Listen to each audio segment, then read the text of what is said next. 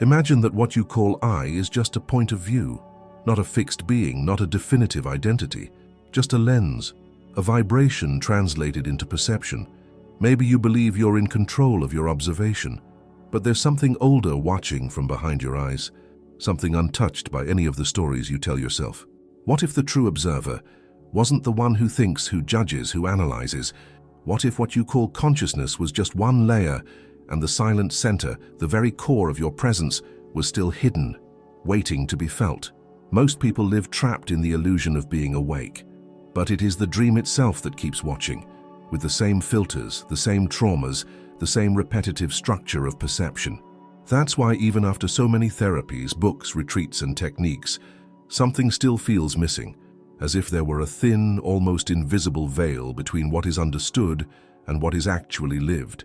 Today, we'll cross that veil, not to find answers, but to dissolve the one asking the questions, because the real twist, the most silent twist of reality, is that the observer you believe yourself to be might never have been you. And what if that is the beginning of liberation? There is something that never moves, even as everything changes, a still presence that doesn't identify with the tides of the mind, nor with the waves of emotion. It is there, before thought, before the name, before the story. But you were taught to see yourself as what thinks, as what feels, as what reacts. Since early on, your identity was stitched with threads of opinion, behavior, and memory. It was in that fabric that you learned to recognize yourself, yet every identification is an invisible prison, because the I that sees itself as someone is always partial. It doesn't see, it interprets, it doesn't witness, it repeats. And what repeats unconsciously is not alive, it is just a program.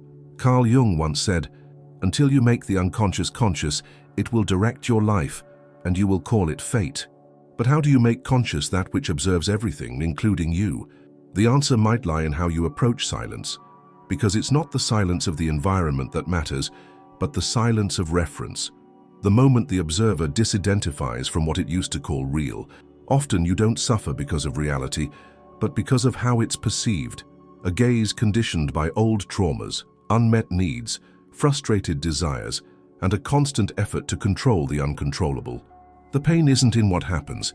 It's in the narrative, it's in the filter, it's in the observer, or rather in what you believe is the observer. But what if the true observer never judged? What if it simply was pure presence, without effort, without form, without memory? Maybe what holds you back isn't fear or pain or the past. Maybe it's the belief that you are the one observing these things from a fixed point, and you're not, because that point changes. What you call I today is different from what you called I 5 years ago. Your desires have changed, your emotions, your certainties, your fears. What remains? What never left the stage, even when everything around it dissolved? This is where the paradox reveals itself. What you're searching for can't be grasped by the mind that's searching. The mind wants to understand, to control, to name, but the true observer needs no name. It doesn't need to prove anything, solve anything, or improve anything. It simply witnesses. And in that simple witnessing, effortless, directionless, and free of control, freedom is born. Many try to free themselves by changing the setting. They change jobs, cities, relationships, spiritual paths, but they keep carrying the same fragmented, conditioned, reactive observer, and inevitably the same pattern repeats. Because reality doesn't respond to your desire, it responds to your frequency of observation. If you observe with fear, you attract distortion. If you observe with lack, you manifest scarcity. If you observe with resistance, you amplify conflict. The world isn't against you, it's reflecting you. Not the you that speaks, but the you that vibrates. That's why certain cycles don't break with effort, but with perception, because real breaking happens when the center of observation dissolves. When you stop being the one who tries, and simply become the one who witnesses, without struggle, without hurry, without defense. When the ego perceives this, it panics, because it feeds off the idea that it's in control, that it must do something, fix something, protect something. But the real observer has no form, and therefore it cannot be threatened. There's a stillness that scares those who still need noise to feel alive. But it's in that stillness that truth begins to emerge. not as an answer but as a frequency, a knowing that doesn't come from the mind, but from being. When you feel like everything is stuck, maybe it's not life that's frozen, maybe it's just the gaze, locked into an old lens. You're not trapped in reality, you're trapped in how you see it, and in that moment, something can change. Not because you forced it, but because for the first time, you simply witnessed. And by witnessing, without clinging to any eye, the mirror begins to dissolve, and what arises is pure presence, silent, timeless, and profoundly alive. There's a scene that repeats itself in the backstage of your mind, a scene where you observe yourself, but still believe you're the character. This is the subtlest game of consciousness, seeming free while still living, trapped inside a reflection. You move, speak, choose, but everything happens from an internal structure that wasn't built by you. It was inherited, absorbed, repeated. And that's why, sometimes, even when you seem awake, you still feel like you're dreaming, as if reality were a stage performing something you've seen before, an emotional déjà vu, an old script with new costumes. You try to change, but something pulls you back. You try to align, but something blurs the vision. You try to expand, and suddenly the fear of losing control appears. It's in this movement that the trap is revealed, believing that the I trying to change is the same one that can set you free, but that I, the one that tries, controls, analyzes, evaluates, wants to understand everything, is not the real observer. It's just a psychic function, a fragment that interprets, a voice that comments, a reflection of the mind trying to maintain its own identity. The true observer is not afraid of change because it's not attached to form. It sees without confusing itself with what it sees. It feels without getting lost in what it feels. It moves through without defending itself from what it encounters. But that observer cannot be accessed through effort because it's already here. It is the backdrop where all experiences happen, the space where everything appears and disappears, the nameless consciousness. But why have we moved so far from it? Why is it so hard to sustain pure presence? Because we've been programmed to identify with what passes, not with what remains. When pain arises, you confuse yourself with it. When fear shows up, you believe you are it. When desire appears, you project yourself onto it. And so, moment by moment, consciousness collapses into transient characters, each carrying its own story, its own need for validation, its own struggle for meaning. But none of those characters is the observer. They simply pass across the surface of your existence. They are waves. But you are the ocean. This is the most silent twist of reality. The ego disguises itself as consciousness. It imitates presence. It imitates silence. It even imitates spirituality. And often it is the one observing, not as presence, but as disguised control. That's why some people meditate, to avoid feeling, pray, to avoid contact with the void, study, to keep the mind busy. Everything seems spiritual, but it's still resistance, still escape, still the old observer wearing new clothes. The turning point only happens when the gaze is emptied of wanting, when observation becomes pure, without aim, without the need for outcome, when silence is not a technique but a recognition. In that place there's no more attempt to heal, because there's no longer someone to be healed. There is only what is, and what is already whole, already free. Your pain is not a mistake. It's a passage. Your resistance is not failure. It's the threshold of surrender. What seems to block you is only guiding you inward, not so that you understand, but so that you witness.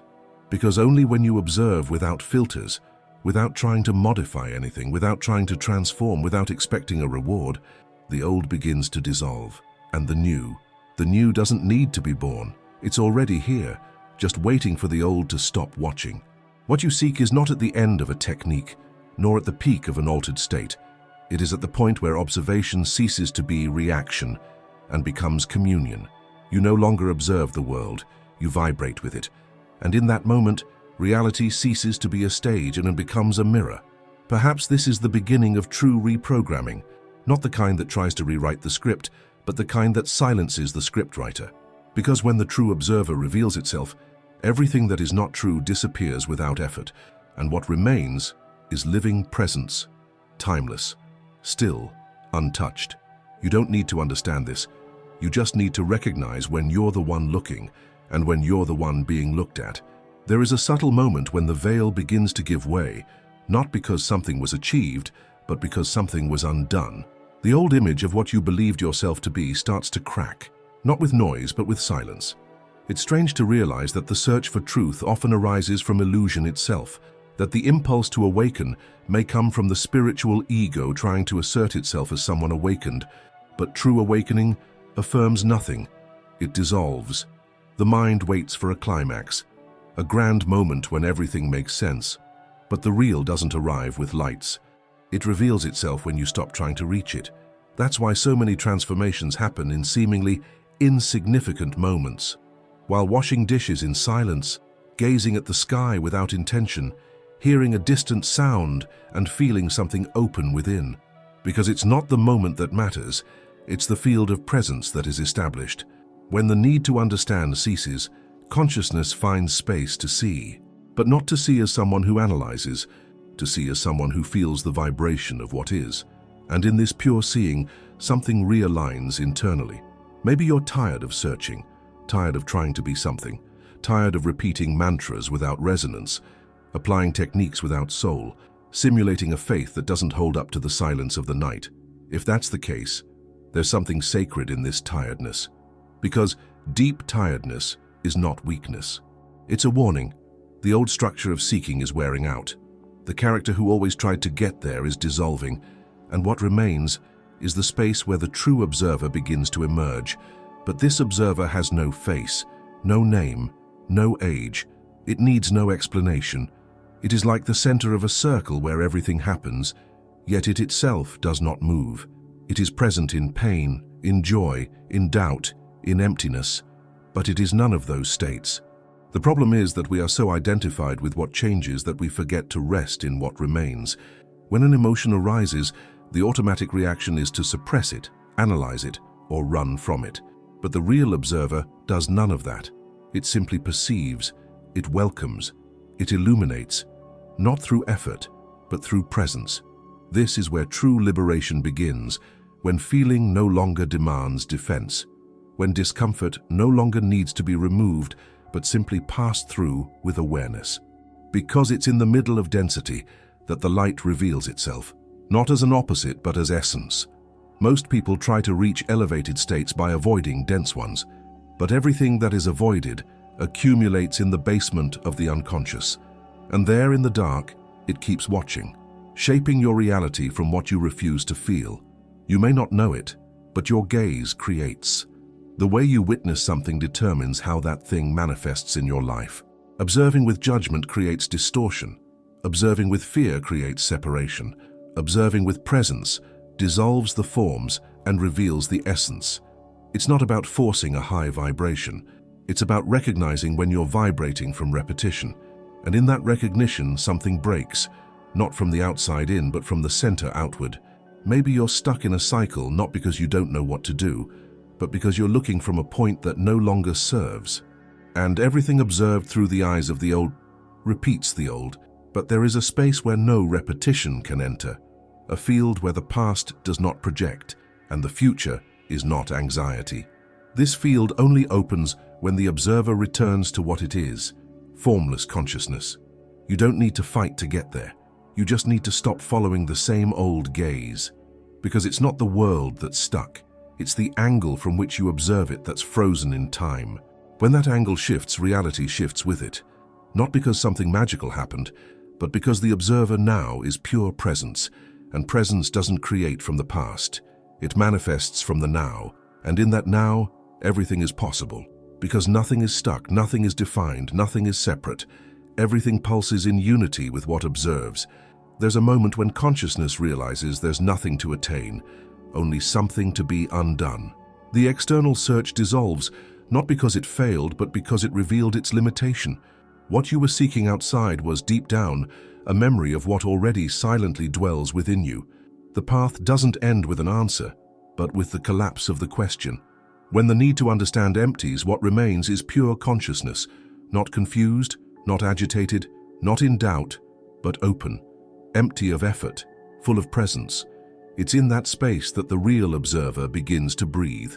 For the first time, perhaps, you see yourself not as someone trying to observe, but as that which has always observed, even before any identity. What changes is not the world. What changes is the center from which reality is perceived. And when that center shifts from ego to presence, everything around subtly begins to bend. Repetitions lose strength, noise loses meaning, urgencies dissolve. You no longer need to fight to maintain an image, nor justify your existence, nor defend your pain. Because what now observes doesn't need to prove anything. It simply is. And in that being lies the freedom so many seek in 1,000 directions. But there's a paradox here, because the more you try to be this observer, the more it slips away. It can't be forced nor accessed by desire. The observer doesn't respond to the anxiety of the seeker, but to the surrender of the silent. The ego wants techniques. Consciousness wants surrender. The ego wants proof. Consciousness wants presence. The ego wants to understand. Consciousness wants to observe. As long as there's someone trying to see, it's not yet true seeing, because what truly sees doesn't try. It doesn't project, doesn't anticipate, doesn't compare. It welcomes with gentleness and depth all that is as it is. Maybe you've spent years trying to heal, trying to find yourself, trying to change your vibration, manifest a new reality, free yourself from the past. And maybe you still carry the sense that you're stuck, blocked, tied to something invisible. But what if that invisible something is precisely the idea that there's someone doing this journey? What if the only prison is the effort to be what you already are? Presence? In the attempt to evolve, you may be perpetuating the illusion that there's distance between you and consciousness. But that distance doesn't exist. It's an illusion created by the mind that needs paths to feel useful. Consciousness doesn't need time. It simply reveals itself when psychological time loses its function. When the now is inhabited without resistance, the true observer emerges. Not as an event, but as an intimate remembrance, as if something ancient were being reactivated within you, something that was always there, but had been covered by layers and layers of effort, identity, and thought. It's in this field that reality changes, because you no longer react from the old me. You respond from silence, and that silence is creative. It's not empty. It's full of potency. Everything is born from it. What once seemed like a problem is now just a passing form. What once caused pain is now passed through with presence. What once needed to be understood now is simply felt. Because when the true observer settles in, you no longer need explanation. You only need the wholeness of the moment. And that wholeness is transformative. Not in the sense of changing what's outside, but of dissolving the one who still believed it needed to control. You begin to live not to achieve something, but to be whole with what is. And in that wholeness, the old characters fade, the old stories lose relevance, and the world once seen as a battleground becomes a field of mirrors. Every gesture reveals your vibration, every silence becomes a prayer, every gaze is a choice of frequency. There's no longer a need to resist what is, because everything that is can now be observed without defense, and that in itself is already healing. Not because it removes the pain, but because it removes the identification with it. And when what observes is no longer confused with what is felt, reality ceases to be a prison and becomes a portal. There comes a point on the path where everything slows down, not because you give up, but because you stop resisting.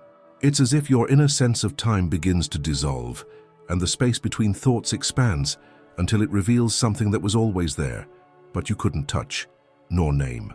It is in this space that consciousness begins to integrate, no longer as an elevated idea, nor as a state to be attained, but as the silent fabric of all that exists.